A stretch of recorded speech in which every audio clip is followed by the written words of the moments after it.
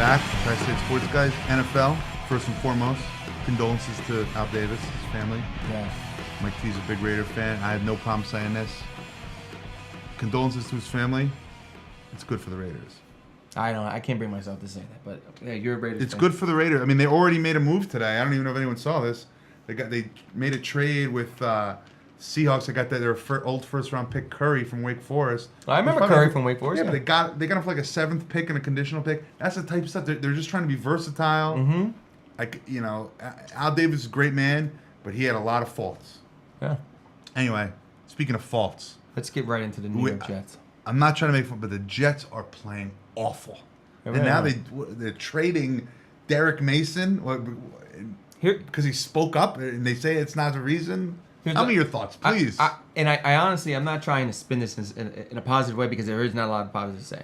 The 2-3 record is not what bothers me because I would have told you before this season I thought it was going to be 3. You thought they're going to be 3-2, yeah. You were talking about that. You were talking about that 2 weeks ago. Yeah, I said that. Look, they're probably going to be 3-2 anyway.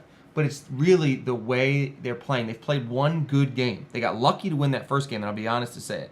Against the Cowboys. Against the Cowboys. They dominated a team which Jags. they should have dominated. I mean, the Jaguars aren't as bad as they looked that day, but they were horrible that day. Any team would have beat the Jags that day. They played horribly, and the Jets dominated them. Since then, they blew a lead, a 10-point lead to the Oakland Raiders. In which they could not stop Darren McFadden. They just couldn't stop. They couldn't stop him. Yep.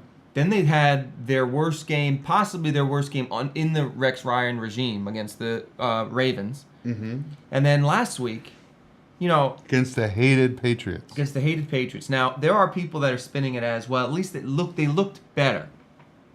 I don't see how they looked better. Yeah, in what sense did they look better? Well, Brady didn't go off for 400 yards against them. But you know what? Ben Jarvis, Green Ellis ran for 100 and whatever yards against them. I mean, this is something that didn't happen. And for the people that are, look, I'm not a huge Schottenheimer fan. I think he's horrible. But the bottom line is, they are not, and I've talked about this for 3 weeks, they are not a ground and pound team anymore. So what they have to do, their passing play calling really hasn't changed in 3 years. It has always been this short pass game. Get the ball to the running backs. Get the ball short. Try to get the balls in the playmakers' hands and make plays. And he'll complete it. He'll complete these little short passes. Let them make plays. Don't let him lose the game. Well, at this point, that was when they were running for 140, 150 yards a game, and they were the best rushing attack in the league. They haven't had a 100-yard rusher yet. Now you're right, but I'm not gonna. I'll let you keep going. But they did, to Sean Green's credit, he had a decent game. He was 20 for 80. Now you're saying what that they were going up against the 32nd ranked. So 20 for 80. Defense. 20 for 80 is. It was the wrong game to try to do that. They have the worst pass defense in the league. So why are you doing that? And part of his excuse was, well, we want to keep Tom Brady off the field. Well, you are supposed to be a ground and pound team that can play defense. So why not have a little confidence in your defense? Running the ball 20 for 80 times is not going to be enough. At this point, you need to let Mark Sanchez lose games. You need to let him lose games. Let him go out there and lose a game. Now, he looked horrible against the Ravens. I don't think it was all his fault. He had no time. But when you watch the Giants, we're going to get into the Giants. With the Giants, one thing you could say about Eli Manning, when he sees a one-on-one matchup, even if it's not one-on-one, he has no qualms about throwing the ball. He'll force the ball. He forces balls in the double coverage, and more than half the time, at least it's not an interception. It's something, either big-time play happens to Victor Cruz or one of these guys, or it's an incomplete pass, and on the rare occasion it's a pick. But you have Plaxico Burress. You have to say to yourself, we are going to throw it up to this guy. We're going to throw it up to this guy downfield. You can't just keep doing this. I don't get how... Because it happens, every team in the league does it. For Santonio Holmes against the 32nd... I didn't even know they were 32nd rated, but I know that they're back. Because last year... Not anymore, they're not, because they played the Jets. For Santonio Holmes to get 6 targets, for him to be considered as good as he is and get 6 targets, that's a game plan situation. You just signed him for $50 million. That's what I'm saying. You're paying him to get more than 6 targets. And it's not like they were going to Dustin Keller. Dustin Keller had 3 targets all game. Do you know what I'm saying? I know exactly what you're saying. This goes back to what I told you a couple weeks ago when I said, are you concerned... From an outsider's view, it seems like they just they don't know what they are. And when you don't know what you are, that means you're nothing. Well, I don't really buy into that. That's kind of the cliche thing. They don't know what they are. No, meaning some days they convince us I want to ground and pound it just for no reason other than to say we're a ground and pound team. That's what I mean by that. I think that the media, as dumb as it sounds, got in their head and they said, we're going to get back to our roots. But you know what? You don't have Alan Faneca anymore. That's- you know, Mangold's coming off an injury. Exactly. You That's don't my- have Damian Woody anymore. You don't have a ground and pound That's team. my You don't have point to Thomas you. Jones anymore. That's my point to you. They don't know what they are in terms of like they think they're this. So one day they're like, all right, we're going to try this, and other days somebody will say you don't air it out enough, and then like, all right, we're going to throw the ball 50 times. You can't force your way into being what you want them to be. Here's your personnel. You have talent. You have to work with the talent. You have talent. Now, you mentioned it a little bit about them trading Derek Mason.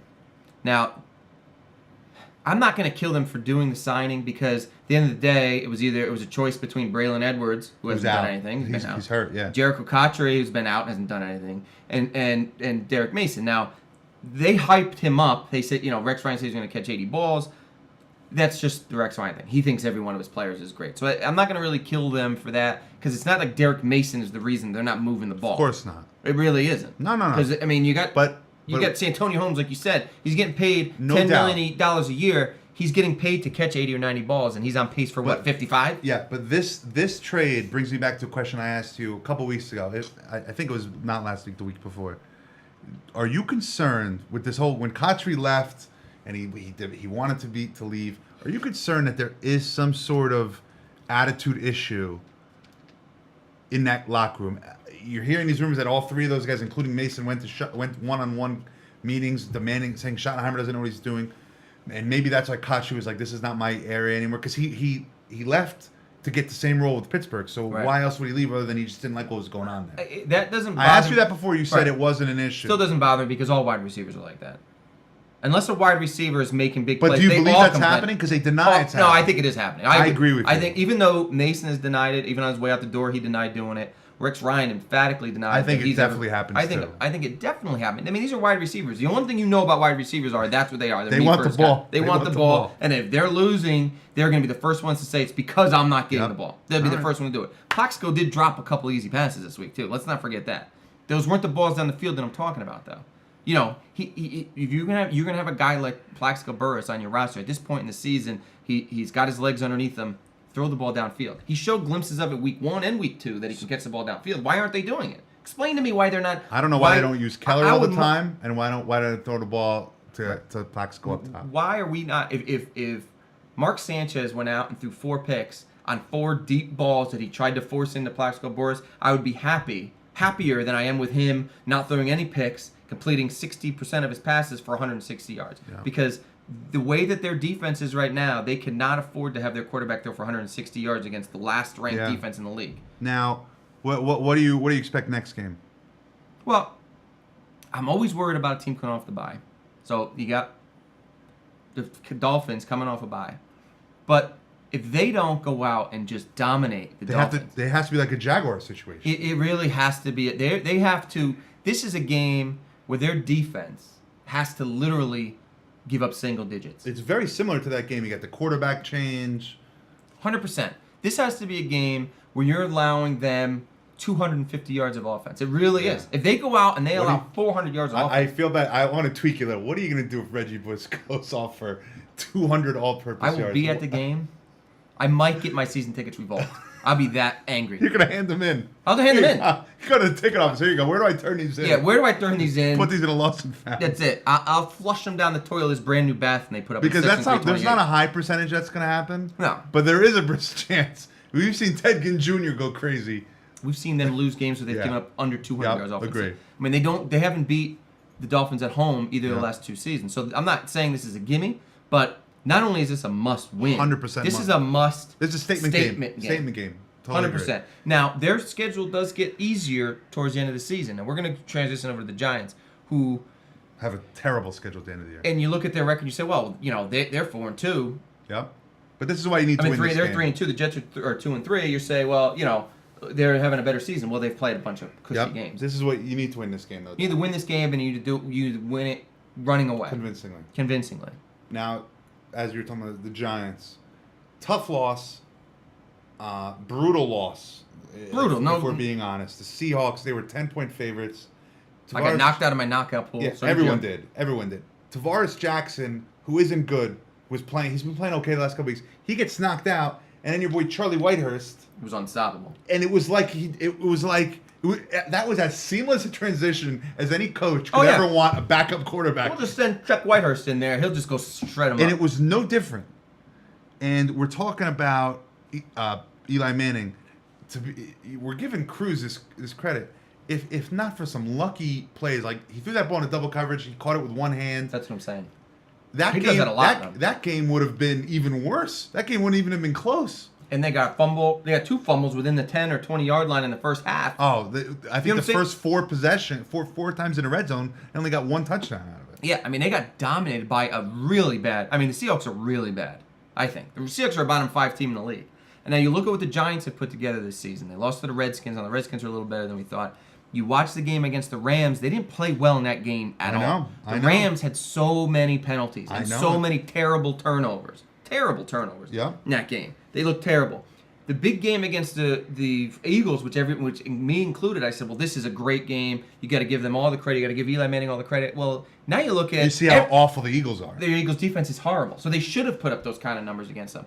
And it's kind of what the Giants have been. I mean, sometimes they look like world beaters, and I think it's because they do take those risks, like you just said. They're willing to take that risk because they're saying, this is how, if we're going to win, it's going to be big plays, which is what has won them games last year and is what has won them games this year. We're going to throw the ball up to our big-time playmakers and let them make plays. And the Jets don't do it. But the Giants are in huge trouble. When they go and play these big games where they're rallying up against, the Saints and the Packers and all these teams in a row, I mean, they're gonna be in a world of hurt. Help me understand this. Why, in a day when Brendan Jacobs is out, does Ahmad Bradshaw not just get fed the ball? I don't know. get it. I don't get it either. We're talking about the Jets not knowing. Like, I don't get. You're playing the Seattle Seahawks, and the game is never out of reach. It was never out of reach where they were forced to throw the ball. Right. Never. As it should have been out of reach, but it never was. Why aren't they getting in the ball? That worries me about. If you get a nice long drive, and they score, and then you get one freaking stop from your defense, you get the ball again. That changes the whole attitude of the team. Changes the whole attitude of the stadium. 100%. And it's like they don't even consider it. I don't get it. I don't get why the Eagles don't run more. LeSean McCoy had 11 carries. Yeah, LeSean McCoy's one of the best running backs in football. Yeah, let's be honest. People think of it as just like a Brian Westbrook where he just catches the ball at the backfield. Yeah. He's a legitimate runner, and they don't run the ball. I don't get why teams don't run consistently. Some days it's Sean Green will run 20 times, they'll run 7 next week. Right. I mean, yeah. I don't understand exactly what you. I'm completely in the same boat as you. If I'm a Giants fan, they are just not utilizing Ahmad Bradshaw. He has shown that he's got big time game potential. Now, I'm not saying he's an elite back in this league, but he's a very, very good back, and a back that has the potential. You feed him the ball 25 times, he's going to give you 100 yards against the Seattle. I don't know why they're not feeding him the ball either. And I'll tell you who does it good, and we're not going to talk about it, but I saw the Raiders do it. Raiders were struggling all game. First half, McFadden didn't do anything. Yeah. And they just kept giving him the ball. And eventually he gets a couple yards here, and he gets the offense going. Ahmad Bradshaw's a good running back. Absolutely. And you figure Jacobs is out. Now you have no excuse not to give him the ball. Right. And he still doesn't get it. Yeah, I don't get it either. I mean, I have Ahmad Bradshaw on one of my fantasy teams, and I said, well, this is going to be a big game for him. It's got to be a big game for him. And it really just wasn't because they didn't, and it wasn't his fault as much as they just didn't give him the opportunity to make plays. I don't get it. They worry me too because their defense, Tuck is out. Everyone's questioning Tuck for some reason. I don't understand. Ridiculous. That's ridiculous. I mean, Tuck has never proven to be anything but tough. Right. What would say he's soft? Because maybe he's really hurt. Right. It amazes me that they're even without Tuck, their defensive line is still one of the Defensive best. line is. So how they get pressure on the quarterback? How do they let quarterbacks throw against them? That means that just shows you how terrible their Who secondary. do they got this week? Buffalo Bills. They got the Buffalo Bills, which I would love to see Tony. Maybe that's why he's in here. He didn't want to jinx anything. This is a statement game for the Bills Yeah. because they're playing a tough team, not like a great team, but a tough team. Huge statement game for the Jets, and the Giants. This is a big game. They need to win this game. You have to win every game because your schedule is so awful. Right. They're going to run into No one's going to blame them when they get killed by the Packers. And That's what I'm saying. They're not going to win those games. Yeah. They have to win. Yeah, this these are game. games you have to win. So it'll be interesting. Raiders just keep plugging away. Yeah, we'll get into the Raiders in the 5 and Yeah. 10. We'll be back, though. We'll do some more stuff. We're the Tri-State Sports guys. We'll be back.